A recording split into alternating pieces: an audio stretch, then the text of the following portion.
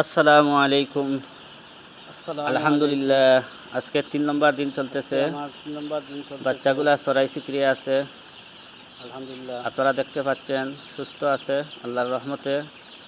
বাচ্চাগুলো সবাই খাদ্য ভালো পানির আছেন। পাত্র পর্যাপ্ত পরিমাণ দিয়ে রেখেছি। আপনারা সবাই পাখিগুলাকে ছোটো অবস্থায় খাদ্য পানি বেশি করে দিতে হবে, যাতে করে পর্যাপ্ত পরিমাণ তারা পানি পান করতে পারে। আর আরেকটা জিনিস লক্ষ্য রাখতে হবে, এই আপনার বুটার থেকে বাচ্চাগুলোকে ছেড়ে দিতে হবে। লিটার ব্যবস্থা ভালো রাখতে হবে। সকালবেলা ঘুম থেকে উঠে লিটারগুলোকে পুরনো লিটার ফেলে দিয়েছি, নতুন করে শুকনো লিটার দিয়েছি।